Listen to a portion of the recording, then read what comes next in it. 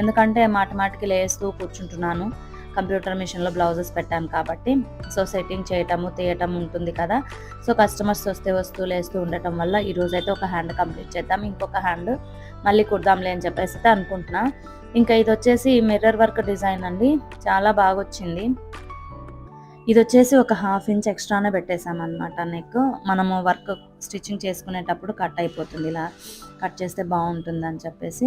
Mirrors designs వచ్చేసి చాలా బాగుంటాయి ఇట్లా డిజైన్ వచ్చినటువంటి క్లాత్లకైతే.